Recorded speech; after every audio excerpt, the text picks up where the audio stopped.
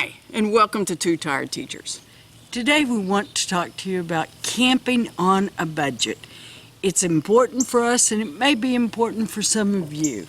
And this is one of those topics where we want to say what's right for us may not be right for everyone, but it's just some of our views and some of the things that we have learned over the years of camping.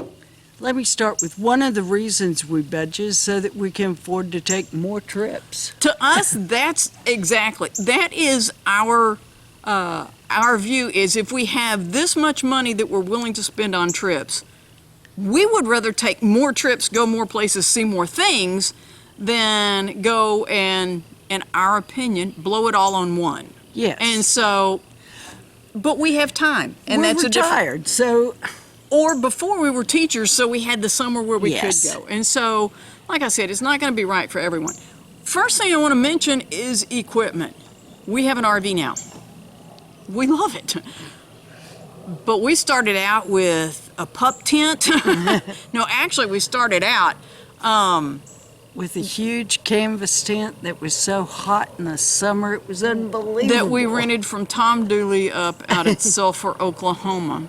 At the time, it was Platte National Park. Now it's Chickasaw National Recreation Area. But as kids, we rented literally an ice box. Our parents rented an ice box, a canvas tent, and cots from him. And a tarp. And a tarp over the picnic table, yeah. And, man, memories like you wouldn't believe. Cousins and bikes and swimming. And hiking and our love for camping Yes. grew from that, and carried all of our own food, carried the Coleman stoves that we wish we had kept, and that's where we learned how to make cowboy coffee. But you don't have to have a huge RV. Yeah. But as you progress, pop-up trailers are wonderful, and for some Yes. people, that may be the next step and the only step. Yes. As you get a little older, wanting to have a real bed, wanting to have somewhere you can go to the bathroom in the middle of the night without walking across. And people who live up north, it may be feasible to use a pop-up year-round. Here, the air conditioners work really hard, and they actually have made insulated things that go Yes. on those for this region. But so let's just go in and talk about some of the things that we now do to budget to help us save. There's one expense that is a huge one, and that is gasoline. We use Gas Buddy. Yes. We use a Walmart card to get 3 Yes. cents a gallon off when we can. Small trailer we can get in a lot of those parking lots that are not really intended Yes. for trailers. But Pilot, Flying J, we have the Good Sam's discount there. And so Those add up. that really adds up. Those things help tremendously. Yes. But that's a big one. Next is going to be where you choose to camp. We love our state parks. But let us say this: we had just this last spring took the most amazing epic Yes. trip either of us had ever been on, including all, and the vast majority of those were free camping. Yes. At Padre Island, where we parked actually on the beach, but I was thinking Natchez Trace, where Yes. Natchez Visitor Center was free. The 3 campgrounds on the Natchez Trace were free. It's all dry camping, but dry camping has revolutionized. Yes, where we can go and what we can do. It's so you don't have to pay a lot.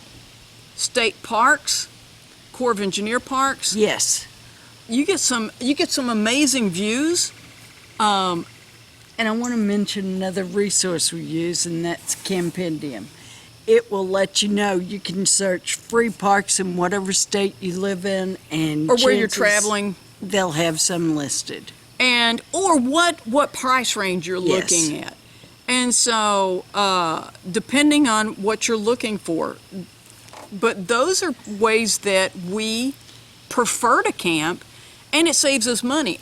And not everyone prefers that. I have some friends that all they will stay at is RV resorts. They don't want the trees because he has to watch television and he can't get reception.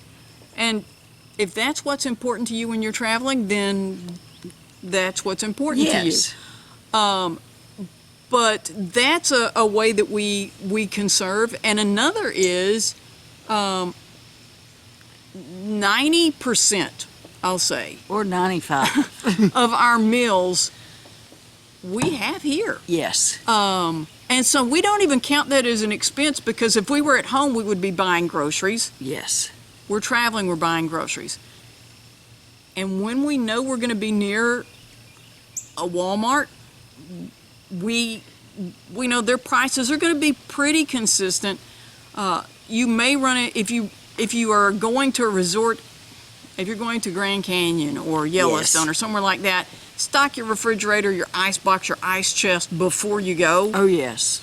Because if you buy something there, it's going to be a premium. Yes. But otherwise, you're buying groceries. Yes. And so we not only fix our meals when we're at a campsite, but a non-negotiable for finding an RV was we have to be able to access the restroom, refrigerator, and somewhere to wash our hands, so that when we pull over at just a rest stop, not a rest stop, but a picnic area, a place that just has a couple of picnic tables, we can fix a picnic. Yes. And we've had some amazing picnics. I mean, just awesome. Fun. And some great views. And Yes. so that's a way we feel better, because. We're not eating every meal out. But I have another friend that she and her husband, 95% of their meals they eat out when they're taking their RV. They're going to eat out. They really don't eat anything. So it depends on each person, but this is a way that we prefer to travel, in a way that helps us Save some money. travel on a budget. The other thing is, by having the RV, we're able to have our pets with us. Yes. And so, If you've had to board a cat or a dog, you know that doesn't come cheap. And they're around other animals, and depending on where you board them, their health may not be as good when they come out away from that. or if you have someone house it, that can also run into some money. And so that is a way that we have that also helps us to save Yes. as we travel. Then we're able to budget for those things that we want to do when we get there. And I'm thinking of a trip that we're looking at, and Davis Mountains. There's a Davis Mountain State Park. We have the park pass. Yes. Passes any kind of, if you're traveling to a state that has a pass for camping. Determine how long you're going to be in the state and how many parks you're going to stay at, and see if it will pay for itself. Do the math. Yes. Had we been dry camping when we were in New Mexico, I think we may have.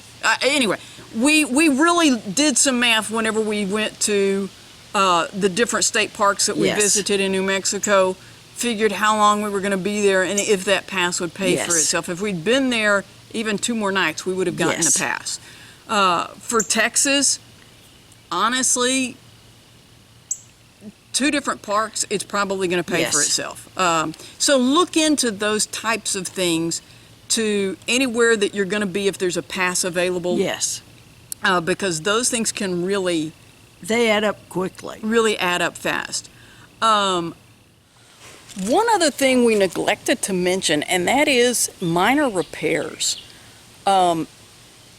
There are, the RVs are going to have repairs that need to be done. We just made a video about stuff happens. And so there are a lot of things that happen. And if you carry your RV in to have it fixed, it gets really pricey really fast, and you don't have your RV.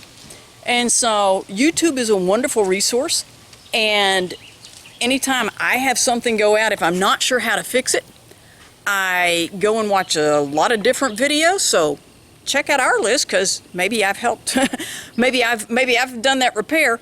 But I watch a lot of different videos, make sure that maybe my part's a little bit different than the one that they have, or things like that. But watching videos and being able to do some of those minor repairs yourself saves a lot of money. And these are our thoughts on how we conserve as we travel. If you have some others, please leave them in the comments so we can all be as frugal as possible as we travel. Thanks for watching Two Tired Teachers.